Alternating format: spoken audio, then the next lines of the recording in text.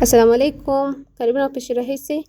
Leo nawaletea recipe ya buns ambazo zinachomwa kwenye mafuta na ziko na kuku ndani. Ni nzuri sana na rahisi kutengeneza, pia haichukui muda mwingi, unaweza ukatengeneza time ya Ramadhani. I hope mtapenda hii video na mtajaribu. Please usisahau kusubscribe channel yangu na kubonyeza kengele ili uweze kupata notification kila nikipost video mpya. Pia like hii video na share zako ili uweze kufaidika. Pia comment hapo chini. Kwenye bakuli weka nusu kikombe maji ya vuguvugu, kijiko kimoja kidogo sukari, vijiko viwili vikubwa maziwa ya unga, nusu kijiko kikubwa hamira. Changanya vizuri mpaka sukari na hamira yeyuke, kisha funika na uache dakika 5.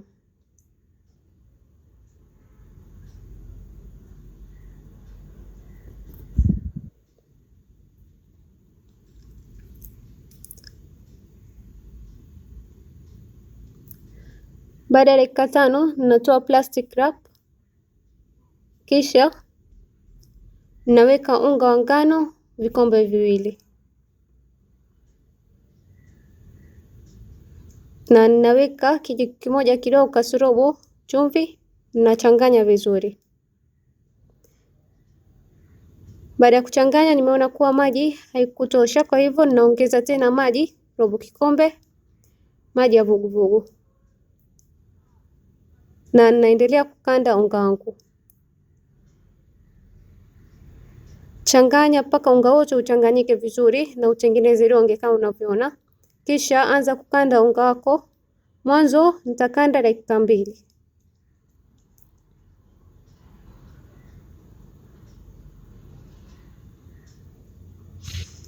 Baada ya kukanda dakika 2, naweka mafuta kijiko kimoja na nusu kikubwa, na ninaendelea kukanda unga wangu mpaka uwe laini. Itaweza kuchukua mpaka dakika 8. Kama uko na mashini ya kukandia unga unaweza ukatumia, sio lazima ukande na mikono yako. Na sasa nimemaliza kukanda unga wangu, uko tayari kama mnavyoona umeshakuwa laini.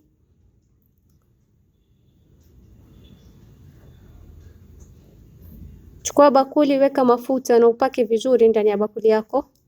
Alafu chukua unga wako uliokanda na uweke ndani yake, kisha paka mafuta juu ya unga wako uliokanda. Funika na uache saa moja ama uache imuke mpaka iwe mara 2 yake. Kwenye frying pan weka vijiko viwili vikubwa mafuta, kijiko kimoja na nusu kidogo ginger garlic paste ama kitunguu thomu na tangawizi, na upike dakika 1.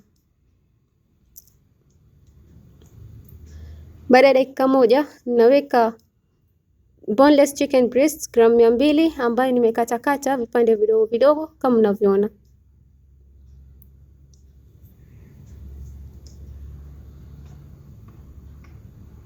Kisha naweka chumvi robo kijiko kidogo na pilipili manga ya unga robo kijiko kidogo, na ninachanganya vizuri. Alafu ninafunika na ninawacha ipikike dakika 2 moto mdogo mpaka ianze kutoa maji. Ikishatoa maji weka chicken cube moja,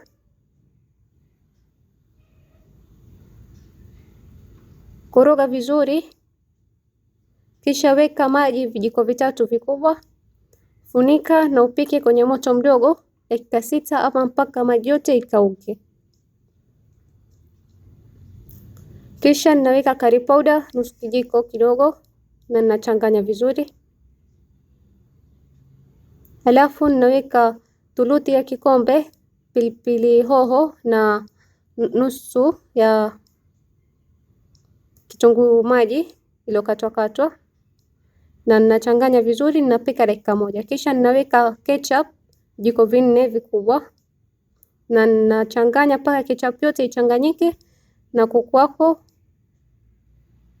tayari. Weka kando ili ipoe. Na pia unga wetu ushakuwa tayari kama mnavyoona. Natoa hewa, alafu nitakanda kidogo kama sekunde 30. Kisha nitakata vipande 7. Hapa mnaona 6, lakini baada ya kutengeneza balls ndogo ndogo nitatoa 7. Nitatengeneza balls ndogo ndogo kama hivyo mnavyoona. Kisha ninaisukuma.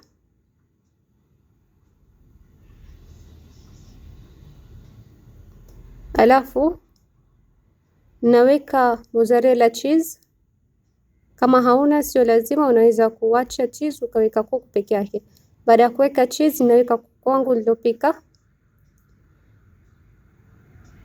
Alafu ninafunga. Hakisha unafunga vizuri unga wako ili wakati wa kuchoma kwenye mafuta isiingie mafuta ndani.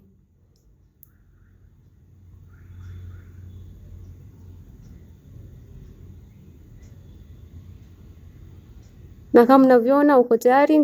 Nitaendelea kufunga zingine pia hivyo hivyo mpaka nimalize unga wangu wote. Na sasa kama mnavyoona nishamaliza, naweka mahali ambapo nimewekea unga, alafu ninafunika na wacha dakika 10. Baada ya dakika 10 iko tayari kuchoma. Nimeweka mafuta yangu kwenye moto, nimewacha ipate moto. Baada ikishapata moto, utapunguza moto wako na utaweka uwe wa medium. Kisha utaweka unga wako uliotengeneza na utaanza kuzifry. Unageuza mara kwa mara ili iweze kupata kala nzuri side zote mbili.